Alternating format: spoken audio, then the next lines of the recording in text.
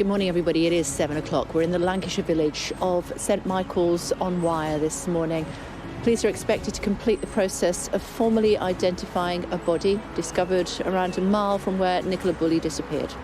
Her partner, Paul Ansell, has told Sky News he has no words right now, just agony.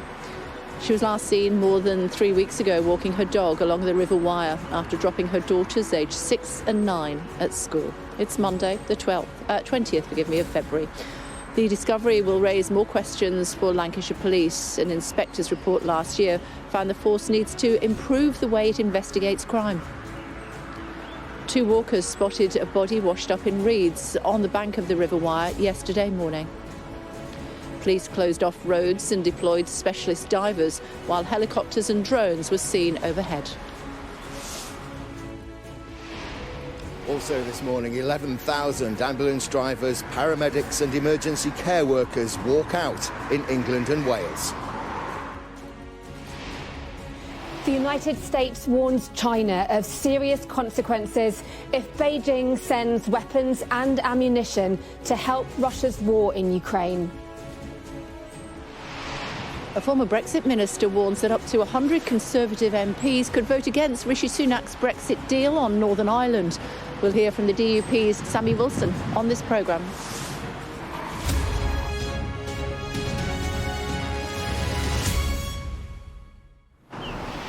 Good morning from St Michael's on Wyre. The family of Nicola Bulley are waiting this morning for police to formally identify a body discovered yesterday around a mile from where she disappeared.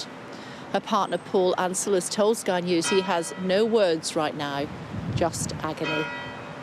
The 44-year-old mum of 2 was last seen more than 3 weeks ago, prompting a police search of the River Wyre with specialist diving teams equipped with sonar.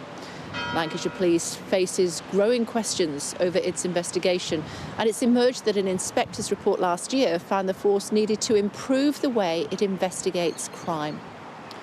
The River Wyre has been the focus of the search operation since Ms Bulley went missing on the 27th of January. Yesterday afternoon, police confirmed a body had been recovered from the water about a mile from where she was last seen. In a statement, Lancashire Police said, "We were called today at 11:36 a.m. to reports of a body in the River Wyre close to Rawcliffe Road. An underwater search team and specialist officers have subsequently attended the scene, entered the water and have sadly recovered a body. No formal identification has yet been carried out, so we are unable to say whether this is Nicola Bulley at this time. Procedures to identify the body are ongoing. We are currently treating the death as unexplained. Nicola's family have been informed of developments and our thoughts are with them at this most difficult of times. We ask that their privacy is respected." Inzi covered the story throughout with us now. When will we know whether it's Nicola? That is the big question. Police will have yesterday, throughout the day since they recovered that body in the River Wyre, carried out procedures to identify who it is they retrieved from the River Wyre. Nicola's family were kept up to date throughout the day yesterday and last night, and I think Lancashire Police will want to work quickly on this, given the nation's eyes have been on this story over the last 3 weeks, and of course for some closure for the family who've had an immense roller coaster over the last 3 weeks. When I spoke to Nicola's partner Paul last night, the words from him were the family are in absolute agony. They are heartbroken and they just had no more words. He said to me that they were all together last night and so they need to remain strong. I think that word agony, I mean, was it agony waiting to find out whether it was Nicola that was retrieved from the water, or did they know by then, were they informed by police that it potentially was Nicola who was retrieved from the River Wyre about a mile down from where she last went missing? If we just recap quickly, Kay, what happened yesterday, I think it's important for everyone at home to know that the police helicopter arrived at around 1:10 yesterday after reports from 2 dog walkers workers at 11:36 that there was a body in the River Wire. There was a huge police operation here, probably the largest we've seen for about a week or so. There were drones used, there were underwater divers, there were very senior levels of police officers at the scene. And I think the most striking point for me is when I saw the senior investigating officer, Rebecca Smith, who is looking into the investigation of the missing person, Nicola Bulley. That was a really telling sign yesterday, I think. But the police presence was huge. There was a cordon, main roads cordoned off as well, public footpaths cordoned off. And I think what we saw yesterday was a significant development from Lancashire Police retrieving a body from the river. Yeah, 6 months ago, Lancashire Police were told that they needed to improve how they investigated crime. Just over 3 weeks ago, a woman disappeared, a mum of two, just over here. More than 3 weeks later, her body's been found less than a mile away. Yeah, potentially that is what has happened. I think there has been a huge spotlight on Lancashire Police over the last 3 weeks for a whole host of reasons. It's down to the fact that, why wasn't the area cordoned off straight away where Nicola Bulley was found?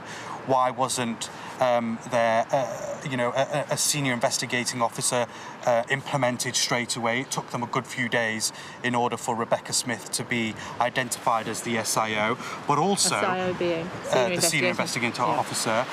But also, why is it that Lancashire Police felt that they needed to reveal very personal, very private details about Nicola Bulley, saying that she had specific vulnerabilities, those being suffering with issues of alcohol, saying that she was struggling with the menopause, saying that police had visited her home 17 days before she went missing due to concerns of welfare. And this is a case that has gone to the very top of government. Rishi Sunak wading in, saying that he had concerns about why Lancashire Police felt they needed to introduce those details. I think then it all harks back to the fact that the Independent Office for Police Conduct will be reviewing this. Lancashire Police have launched their own internal review. The Information Commissioner asking questions as well. And Suella Braverman, the Home Secretary, has had to be kept up to date with Lancashire Police about the investigation and demand answers as to why they had to release that information. The police have always said that as far as they were concerned, she was in the river. If that is the case, why did they really release that information if it wasn't for reputation management? Well, look, I think there was, a lot of pressure on police early doors to give a sense of what's gone on here, because there was no obvious answer. There were no clues, there was no evidence. But in press conferences earlier on, it was a superintendent who was giving us information, a uniformed officer, and she told us that they believe their working hypothesis is that Nicola Bulley fell into the river. That was their words. Those words changed over a few different press conferences. They said she accidentally slipped, or she fell, or she ended up in the water. So there wasn't absolute clarity on what they truly believed on what happened to Nicola Bulley. All the while, they have said they kept an open mind, but very quickly they came out the blocks and said that that's what they believe happened. The big question mark, though, is there is a 10-minute window unaccounted for in terms of Nicola's movements. They've managed to gather CCTV witnesses and things like that around the area, a very rural area. It's into a forest, onto very open fields as well. And they're just trying to identify exactly what has happened in that 10-minute window. That's the huge question mark. And Lancashire Police, despite the fact that they've recovered this body, will still be trying to figure that out. OK, for now, thanks very much indeed. Well, let's have a look at how the morning's papers have reported this story, should we? The Mail leads with the news that a body has been found by police searching for Nicola Bulley less than a mile from where she vanished. The location of the body, close to where the mum of two was last seen, is also the main story in the Express. While the Mirror say the news was the family's worst fear. The Times says divers were deployed to an outcrop of trees and reeds in the River Wire after two walkers called the police. The Telegraph also leads on the story featuring a picture of Nicola on the front page. An image of Nicola is on the front of The Guardian, but their main story focuses on a warning of shattered healthcare workers. And to that end, the NHS will be hit by a further round of strikes today, with thousands of ambulance workers walking out in England and Wales in their dispute over pay and staffing. Joining us now, our correspondent Fraser Moore. Hi, Fraser. Tell us where you are this morning. Yeah, good morning, Kay. I'm at an ambulance station here in Mansfield, East Midlands Ambulance Service. Many of their members on strike today. 7 of the 10 ambulance trusts across England are being affected today, and ambulance services in Wales as well. 11,000 members of the GMB union on strike. Members of Unite union also on strike today. Their strike will continue in Wales. The Unite members will continue their strike in Wales tomorrow and on Wednesday as well. The union leaders are saying that the government are being tin-eared when it comes to listening to their grievances and to their pay claims. The government say that these strikes are in nobody's best interests and that they encourage the unions to see sense and to get back around the negotiating table and come to an agreed settlement, and also to avoid further strike action. The NHS advice remains the same as in previous strikes. Dial 999 only in life-threatening emergencies. Anything else, contact 111 or your local GP or your local pharmacist. And also today we're expecting to hear the results of industrial ballot action from the junior doctors in the BMA. 45,000 of them have voted. If it's a yes, they'll go on strike for 3 days sometime in the near future. Thank you, Fraser. Meantime, the US Secretary of State Antony Blinken has warned China there will be consequences if it provides material support to Russia in its invasion of Ukraine. Our Defence and Security Editor Deborah Haynes is with us now in Kyiv. Good morning, Deborah. Did he go any further than that? Good morning. Well, the very fact that he said this publicly is pretty significant in itself. It's once again an example of the US declassifying intelligence in order to give a warning. You'll remember in the run-up to the full-scale invasion of Ukraine by Russia almost a year ago to this day, the US and the UK spoke out using declassified intelligence to warn that Russia was about to launch this war. Others didn't believe that it would happen, but they were right. And once again, what you're seeing from the US is them speaking that they have information that China is thinking about giving weapons to Russia to help in its war. That's hugely important. It's something that Beijing has chosen not to do over the past 12 months, despite, according to US intelligence, the Russians going to the Chinese to ask for weapons and for ammunition. Why is it significant? China, another superpower, a huge military. If they were to start supplying arms to Russia, it would significantly help the Russian forces that have been using huge amounts of ammunition here in this war. There have been warnings for both sides that stockpiles are running low. And so any country, in particular China, stepping in to help Russia would of course be of serious concern to the West, and again, once more, further create this dividing line, really, Cold War style, between Western allies and China, Russia, and those others that have been supporting this war. OK, for now, thank you. Coming up later on the programme, I'm going to be speaking to John Bolton, who is a former state advisor to Donald Trump, so watch out for more on that. We'll also hear what the DUP's Sammy Wilson thinks of a potential agreement with the EU over Northern Ireland's post-Brexit trading arrangements. And at 5:30, we'll be talking to Sir Peter Fahey, the former Chief Constable of the Greater Manchester Police, about the investigation into the disappearance of Nicola Bulley. And this week marks the one-year anniversary of Russia's invasion of Ukraine. As I said, joined by John Bolton. North Korea has fired 2 ballistic missiles off its east coast as it warned of using the Pacific as our firing range The missiles, which Pyongyang claim can be armed with a nuclear weapon, fell into the sea outside Japan's exclusive economic zone. Kim Yo-jong, the sister of the North Korean leader, says the action was in response to annual South Korea-US military drills. Well, let's bring in our Asia correspondent, Helen Ann Smith. Hello to you, Helen Ann. Tell us more about this, please. Good morning. Good morning, Kay. Yeah, we heard this morning that North Korea had fired 2 ballistic missiles off its east coast. They landed in the sea just off the west coast of Japan, and it comes 2 days after North Korea launched an intercontinental ballistic missile on Saturday. Now, that's the sort of missile that theoretically could hit targets directly on the other side of the world. So a really, really serious missile launch. And in response to Saturday's launch, the US undertook joint military drills with South Korea and separately with Japan as well. And it is that type of response, that type of joint drills between the US and South Korea and Japan that the North Koreans find deeply, deeply provocative. And that explains the missile launches today. But it's part of what we've been seeing as a more repetitive pattern, really, in terms of the increased tensions on the Korean peninsula.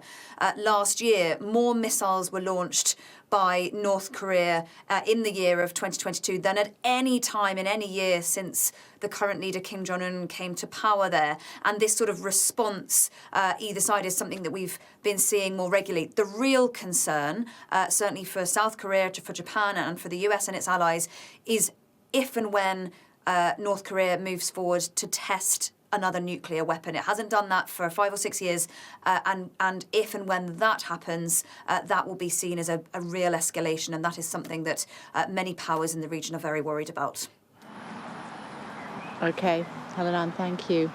Looking at some of today's other headlines for you now on The Breakfast Show here on Sky. More than 30 people have died following floods and landslides in 2 cities north of Sao Paulo.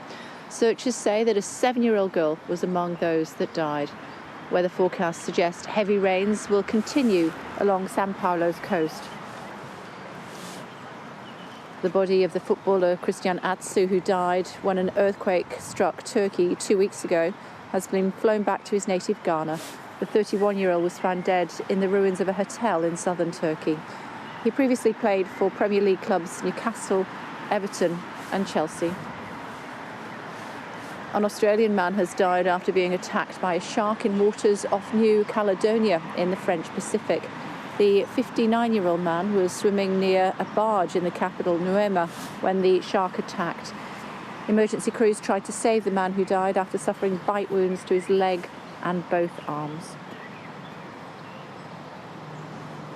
A report has found that families of black people who died following contact with the police are unable to get accountability from a system that says it's not fit for purpose. Joining us now is our correspondent Ashna Harinag.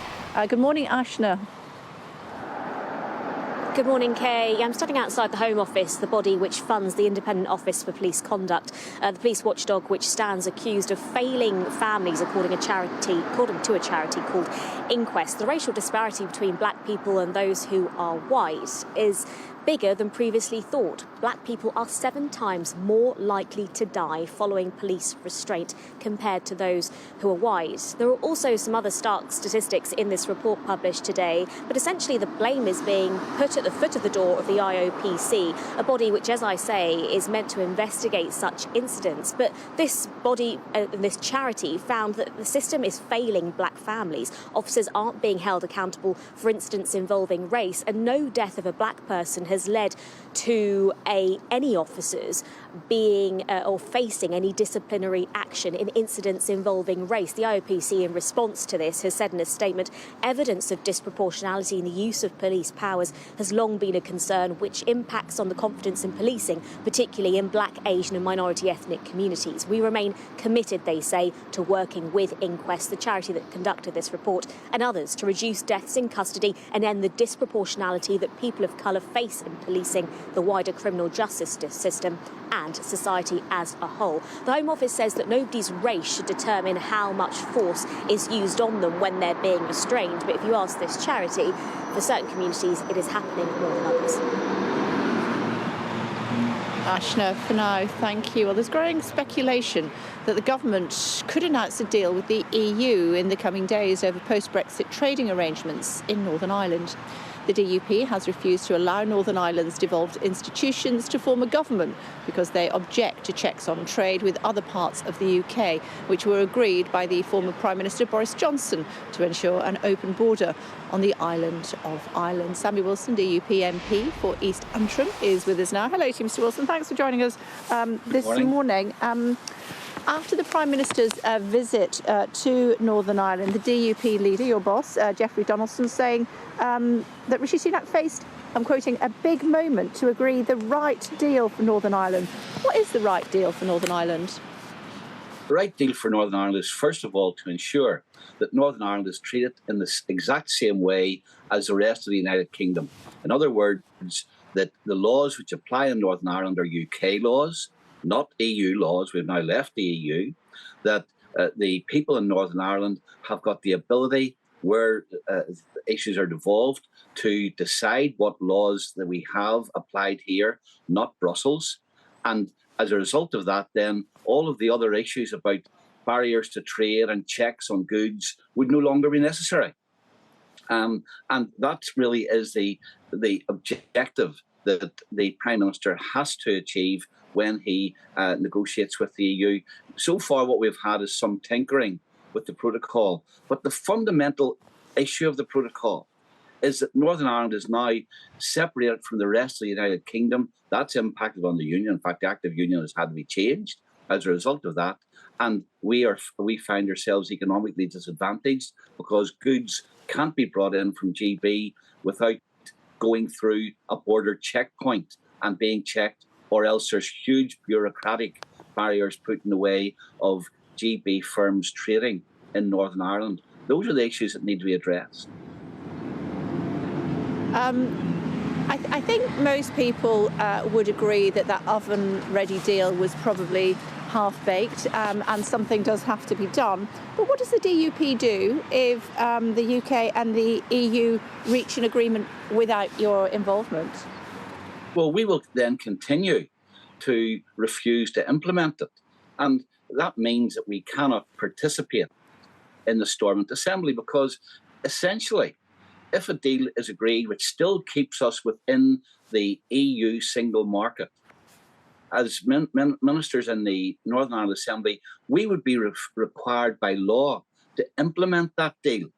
And we're not going to do that because we believe that such an arrangement is designed to take us out of the United Kingdom, and indeed would take us out of the United Kingdom, because increasingly we would have to agree EU laws which diverge from UK laws, and in doing so would separate our own country from the rest of the United Kingdom. We're British, and we expect to be governed by British law, not Brussels law, and we certainly not collaborate in administering Brussels law in our part of the United Kingdom.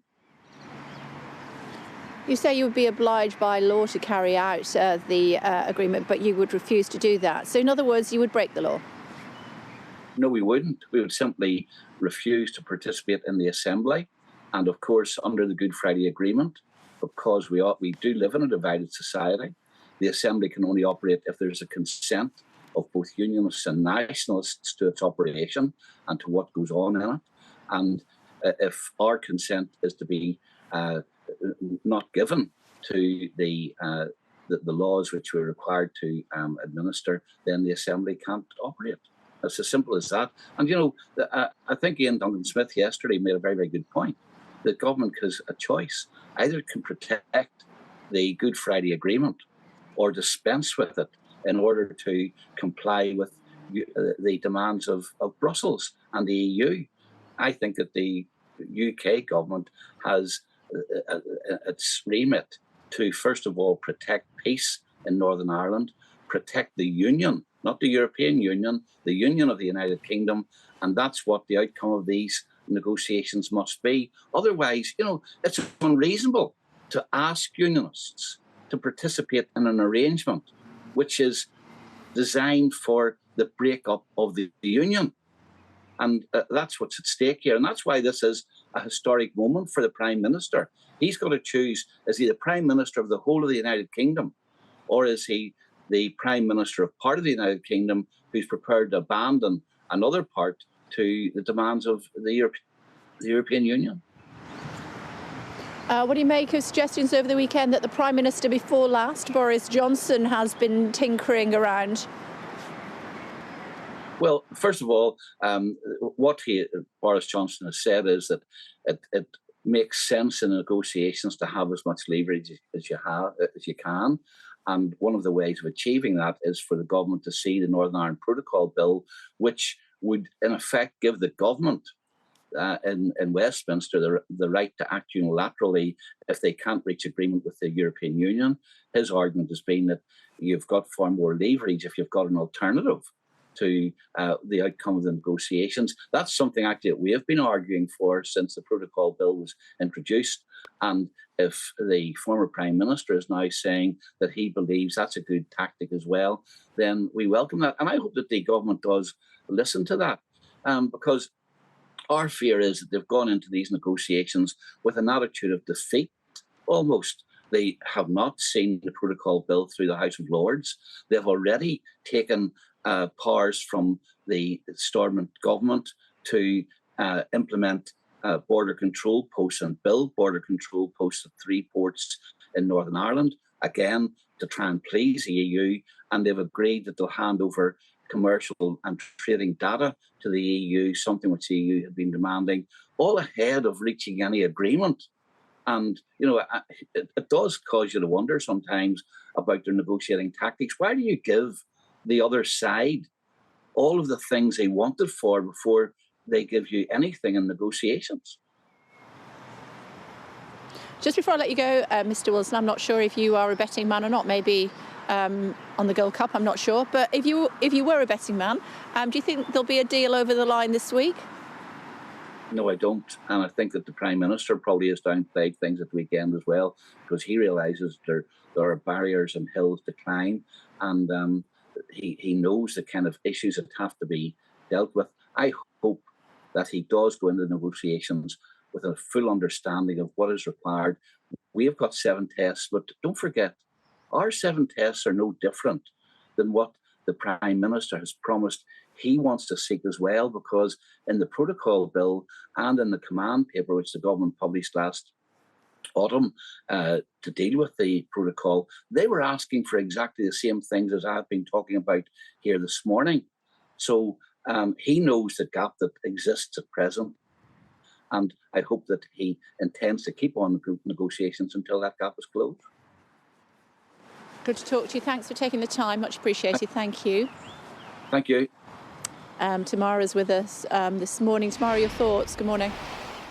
Kay, is the government going to finally get that last piece of the Brexit puzzle, sorting out the trade arrangements in Northern Ireland? Well, clear that Sammy Wilson from the Democratic Unionist Party doesn't think a deal can be done this week, despite Rishi Sunak going to Northern Ireland on Friday, speaking to EU leaders over the weekend. I think Downing Street are a bit more optimistic. It looks like all the momentum is that a deal could be done this week, although I'm told it won't be today. But the Unionists have set a very high bar with these 7 tests, and the particularly difficult one, as we were hearing there, is about who oversees these arrangements. Is it going to be the European Court of Justice, which would be a red line for the DUP, or can some way around that be found? That is what the negotiations have focused on for months and months now, but whether there can be a compromise that everyone can agree to, it looks like the momentum is going in that direction, but there is still some way to go in those talks. And the suggestion today that Downing Street may put a deal to MPs here in Parliament without the DUP's approval is not been shot down today by sources in Number 10. OK, Tamara, thank you. Still to come on the programme for you this morning. Does Lancashire Police deserve to be criticised over their handling of the Nicola Bulley case so far? Find out what one former Chief Constable has to say about that. Hello again, everybody. Welcome back to The Breakfast Show. We are in Lancashire again this morning. Our top story. Police are expected to complete their identification of a body found in the River Wyre around a mile from where Nicola Bulley disappeared 3 weeks ago. More than 11,000 ambulance workers across England and Wales are walking out again today in a row over pay and staffing. And the DUP's Sammy Wilson has accused the government of going into talks with the EU with an attitude of defeat and predicts that no deal will be agreed this week on post-Brexit trading agreements for Northern Ireland. I'm going to tell you more about the family of Nicola Bulley. They're waiting for police to formally identify a body discovered yesterday around a mile from where she disappeared. Her partner, Paul Ansell, has told Sky News he has no words right now, just agony. Lancashire Police is also facing growing questions over its investigation. Joined now by the former Chief Constable of Greater Manchester Police, a neighbouring force, of course, Sir Peter Fahey. Hello to you, Sir Peter. Thank you for joining us. There's been a lot of criticism of Lancashire Police over the last 3 weeks. Is any of it valid? I'm not sure it is, and you are seeing quite a number of people, with police expertise, retired officers coming out raising concerns about some of that criticism. It seems to me that they did very diligent inquiries around the local CCTV. They had great support from local people, and from that were able to trace all the local witnesses that had seen Nicola and fellow dog walkers, and they also did extensive mobile phone tracing. That actually meant they were able to narrow down the circumstances in which it appeared that Nicola had disappeared. But then the trouble with that is that they then didn't have a lot more information to give to the press in terms of further leads or further inquiries, perhaps vehicles or people they needed to trace, because they had been able to narrow things down in this particular way. I think a lot of the criticism has not been justified, and it's really not in the public interest when officers are trying to investigate a case like this, that every detail is pored over. We've had all the influence of social media, people coming into the area. In the end, the police had to get a dispersal order to remove some of those people. So I think the police have been under huge pressure. But from everything I see, they've tried to carry out those inquiries in a methodical way, but with a quite extraordinary level of press and public interest, which to some degree is understandable, but on the other hand will be enormously frustrating to many, many other families who've lost loved ones who are saying, why do we not get this level of coverage and interest? Sir Peter, the police have always said, right from the first news conference, that they thought that she was in the water. They continue to say throughout that as far as they were concerned, their working hypothesis was that she was in the water. In other words, that she was no longer with us. Why on earth did they release information about her struggling with the menopause and having a problem with alcohol when they thought that she was no longer with us? Well, that's something that they will have to justify. I would point out that, whoever sadly this body turns out to be, there will be an inquest. Inquests are heard in public, and often in inquest, huge amounts of personal detail are released about a person's personal, medical, mental health, background. At the end of the day, Lancashire Police are accountable to the Police and Crime Commission, are elected by the people of Lancashire. And they will be held to account by that person. But I think the fact is they were under huge pressure, and yes, you can question whether that was right or not. But as I say, I would point out in many, many inquiries, investigations, many personal details have to be released. They feature in the criminal trial if there is going to be a trial, and certainly in an inquest, because all those are public hearings. Yeah, but if it was important information, why didn't they release it initially? I don't know. That's for them. The trouble they face is they seem Sir Peter, to have it's not really for them. I'm asking you. Sorry, Sir Peter. No, I'm asking you, and you are defending the actions of a neighbouring force, and I understand why you're doing that. And I'm just putting to you that this woman's reputation has been trashed, and the police thought that she was already dead. No, I don't think, yes, they believe that the most likely outcome was that she was already dead because of all the inquiries that they had made. And they felt it was in the interest and the public interest of the investigation to release that information. I don't know if it was right or wrong. I, was not there in the investigation. As I say, there's a very strong system of accountability that they will have to be answerable to. And the ultimate judge of this really is the family of poor Nicola, and the police doing everything that they can to try and obviously get some form of resolution to them. But overall, I think the level of criticism has been completely, unjustified and unbalanced. It leads to a lot of officers feeling disillusioned.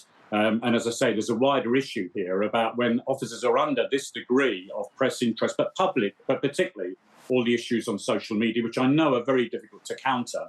it just makes that investigation much more difficult. And yes, that will have to be reflected upon by officers and by Lancashire Police as to whether there's anything that they could have done differently. The reason that there's been so much interest is that it was a young mum of 2 who went for a walk with her little dog. She disappeared at a beauty spot.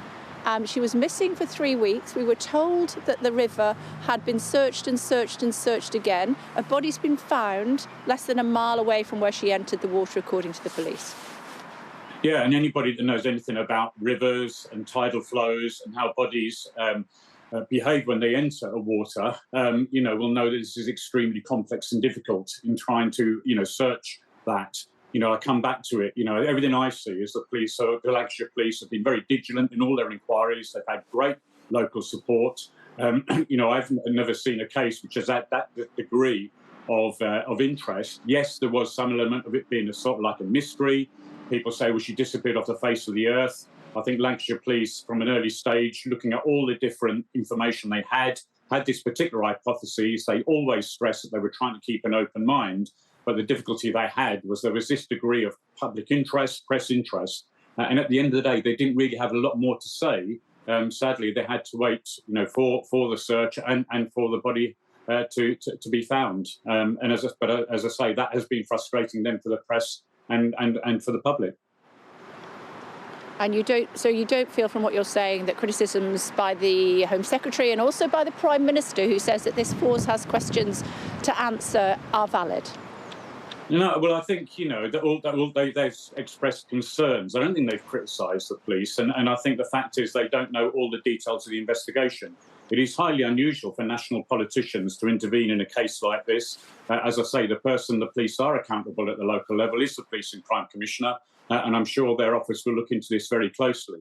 But again, on the other hand, I think there will be lots of other families out there today who will say, well, Mr. Prime Minister, can you please show the same level of interest in my case? Because sadly, every day there are hundreds of people who go missing. Many, many are found by the police. But there are many families out there who sadly are going through the agony every single day. You say the Home Secretary wasn't critical. She said she was concerned and she wanted answers. Yes, was fine, and she said that, and I'm sure Lancashire Police will give those answers. But I'd still say it is very unusual for a Home Secretary to get involved in a live police investigation. OK, because of the level of press and public interest, she felt she had to do that. I'm just pointing out that there is a very strong accountability mechanism for the police through the elected Police and Crime Commissioner, as well as a whole body of expertise that the police follow. They will look at this case, they will review this case, they will see what learning that will be passed on to other detectives around the country.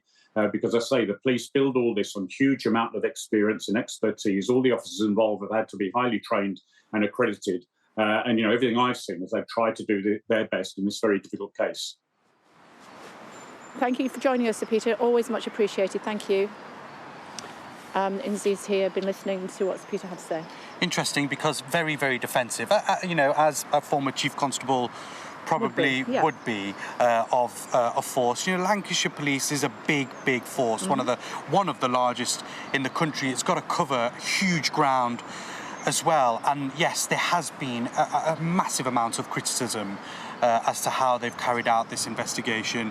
I think in some instances as well, it's really overshadowed the core, mission of this investigation, that is to find Nicola Bulley. And, for a family who just want Nicola home, they've had to deal with also the fallout of Lancashire Police's way that they've carried out this investigation, and the fact that it's reached very senior levels of government as well, the Home Secretary and Rishi Sunak. So yes, of course, Peter Fahey, someone who has been Chief Constable of Cheshire Police, Greater Manchester Police, will of course be incredibly defensive of it, but I think it will be down to reviews, a number of reviews, internal from Lancashire, the Independent Office for Police Conduct and the Information Commissioner, and of course the Home Secretary, to get some of those answers and see exactly how well they've done in this investigation. And just a quick thought, he was critical of the public interest in this case. Why do you think there has been such a wide public interest?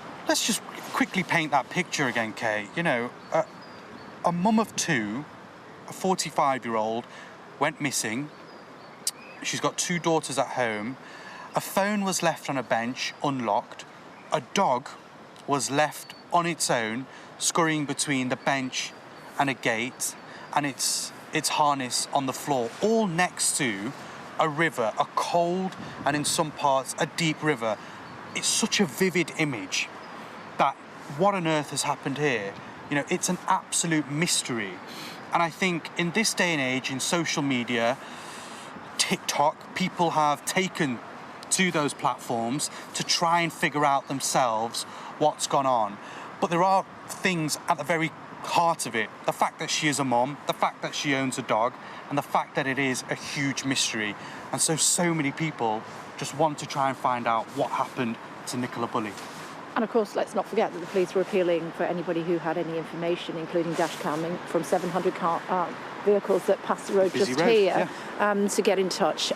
For now, Inzi, thanks very much indeed. Of course, we'll have more on this story. The family at home this morning waiting to hear the news whether the body that was found less than a mile away from where Nicola disappeared just over 3 weeks ago is that of their beloved daughter, mum, sister, partner. Looking at some of today's other headlines in the meantime, 70 MPs from all parties have signed an open letter to the government calling for more support for Ukrainian refugees in the UK to prevent them from becoming homeless. It comes as new data shows more than 4,000 Ukrainian households have needed help from councils in the past year after becoming homeless. Tottenham Hotspur have called on social media companies to intervene following racist abuse directed against forward Son Heung-min. The South Korean captain scored Spurs' second goal during Sunday's 2-0 win over West Ham. The club has described the abuse as utterly reprehensible. The NHS is being hit by a further round of strikes today, with ambulance staff walking out in the ongoing dispute over pay and staffing. Let's get more on that now with GMB's National Secretary, Andy Prendergast. Hello to you, Mr. Prendergast. Thanks for joining us on the programme this morning. Just remind us where we are on your pay demands. Well, Kay, I mean, we've asked for a substantial increase. We think that's a fair claim. It's one that ultimately I think most of the public support, and they see that there's a clear rationale for it. Sadly, the government aren't listening, so we're having to have yet another day of strike action. The government said that's over. We're not negotiating any further on that, but we're happy to talk to you about next year's pay deal, and that negotiation starts soon anyway. Well, to be honest with you, Kay, there's not actually a negotiation. I mean, the government hide behind the so-called independent pay review body, which we've long had an issue with. It's not independent, and quite frankly, it's failed in its task. There's mass vacancies across the service. The public aren't getting the service that they pay for, and the conditions our members work in are appalling. And until pay is addressed, these aren't going to get any better. We hear, and we've heard from several government ministers who've suggested that you're putting patients' lives at risk by going on strike. Well, we hear this all the time, and frankly, if people are putting patients' lives at risk, it's the government by refusing to talk to us. As we sit here at the moment, we haven't had any meaningful discussions with them for the last month. There's none in the diary. What we're seeing across the NHS is more and more unions every day are bringing out more and more members. There's an absolute crisis hitting the service, and frankly, the government's response has been to put its head in the sand. They need to understand that this isn't going anywhere, that public support remains strong, and ultimately the people want to see a decent pay rise for the pandemic heroes who got us through that terrible time. The nurses also have had several strikes already, continuing with that, including a 48-hour strike. Previously, it had been 12-hour strikes. Are you planning on ratcheting up strike action if you get no further discussions? Well, at the moment, we've got 2 further days of strike action planned after today. We'll continue to talk to our reps and our members about what they want to do after that. But what I would say is that tempers are running high. Unfortunately, we're in a situation where we're getting lots of stories about the derogations that have been agreed for critical injuries and critical care are being abused by local managers. I think our members are seeing a government who are refusing to talk, who are refusing to listen. And what the government need to understand is this isn't going to go away. They need to come to the table. They need to talk to us meaningfully. I mean, you mentioned about next year's pay talks. They still haven't put their evidence into the pay review process. It seems that, quite frankly, they're asleep at the wheel. Thank you very much indeed for joining us this morning. Thank you. Thank you. The US Secretary of State Antony Blinken is in Ankara, where he's spoken about Turkey's support for Ukraine. This Friday marks 1 year of the war in Ukraine. As the anniversary approaches, the US has warned China of consequences if it sends weapons and ammunition to help Russia's invasion of Ukraine. For more on this and a look back at the year, joined by the former US National Security Advisor and former Ambassador to the UN, that's John Bolton. Always a pleasure, Mr. Bolton. Thank you for joining us. Before we start, did I hear that you've about to throw your hat in the ring to be the next President of the United States? Well, I'm thinking about it. I looked at it very seriously in 2016, decided not to, but I was very concerned about Donald Trump's comments some weeks back that the U.S. Constitution should be terminated so that he could be declared the winner of the 2020 election. And I wasn't satisfied with the response of the people who are considering running. So I thought I ought to be serious about it, because I think it's important to end this idea that the 2020 election was stolen, or that Donald Trump really has any claim on the loyalty of conservatives or Republicans. If you run, do you think you'll win? Well, I wouldn't run unless I thought I could win. I wouldn't do this simply to make the point. It's a very arduous process, as I think people know. So it requires some due diligence before making the decision, and that's really what I'm in the process of doing now. When will you decide? Well, I think in the next few months, the process is a little bit slower than I anticipated it would be. There are a lot of people who are looking at getting in. And one thing I think we all want to avoid is to have so many people in the race that Trump is able to slip between them and get the nomination. I don't think he will be the nominee ultimately anyway, and I don't think he would win if, God forbid, he did become the Republican nominee. Let's talk about China. Two things. What are they up to when it comes to supporting Russia against Ukraine, and, of course, these spy balloons as well? Choose which one you want to first. Well, in terms of support for Russia, I know Secretary Blinken warned them about supplying weapons. Honestly, for the past year, China has been giving Russia enormous support already. There's no doubt in my mind that sanctioned Russian financial institutions are laundering money through China's extraordinarily opaque financial system. And China has substantially increased its purchases of Russian oil and natural gas to make up for revenues lost in other sales. I don't doubt that in more clandestine ways, China's also been helping Russia, perhaps assisting North Korea in its sales of artillery and ammunition, and in many other ways. The idea that somehow China and Russia have split over the invasion of Ukraine has always been wrong. It's really quite the opposite. They're forming a closer and closer entente, and it's a problem for the West as a whole going forward. The Chinese balloon, which I think was very badly mishandled by the Biden administration, is significant in its own right.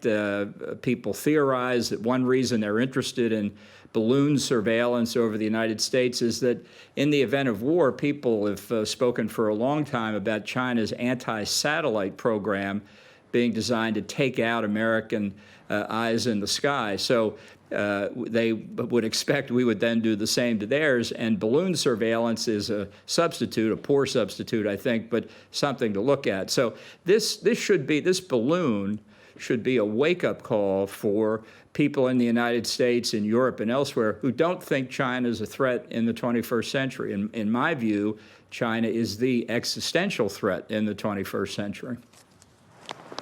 But I thought China had all these sort of technology in space where they could read number plates from the moon or whatever. Why do they need to have these balloons around?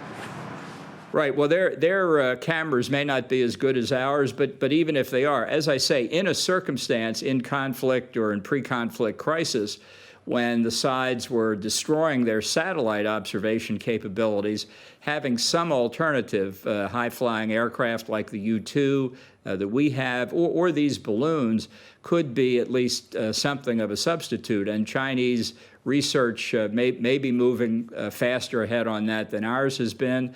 But to be sure, this is a serious matter, but it's indicative of the extraordinarily widespread nature of Chinese surveillance efforts against the United States and the West as a whole. Was President Biden right to say, shoot him down? Frankly, he should have shot it down before it crossed over into Alaska. According to press reports, we had actually been tracking that balloon since it left the island of Hainan south of the Chinese mainland about a week before it showed up over the Aleutian Islands. I think the presumption should be an unidentified aircraft that we have no idea what the payload is or what its capabilities are, get shot down before it endangers Americans. And you think that there was similar incidents during the Trump administration? Well, I was certainly not notified of it. I have had a highly classified briefing by the Office of the Director of National Intelligence, for which I thank the administration, so I'm somewhat constrained in what I can say. But I think it's clear that there have been a lot of unidentified phenomena in past years that it's been observed, but our analysts have not been able to understand what it is. I think this balloon and the research that's been done in the past couple of years indicates that there's probably a lot more of this than we knew in the past. So we learned from that. We increased the capacity of our radar and other detection systems and just try and make our perimeter more secure than it has been. And just to go back to your comments about Russia and China, you feel that China is already supplying lethal weaponry to Russia in the war against Ukraine? Well, it wouldn't be surprising, or, non-governmental organizations in China volunteering their assistance to the Russians. I wouldn't take anything either one of them says at face value. And the fact that the United States government is only commenting on it now doesn't mean that it's just started right now. China has a vested interest in this entente with Russia. The only disagreement between the two countries over the war in Ukraine, I think, is probably Chinese disappointment that the Russians aren't doing better.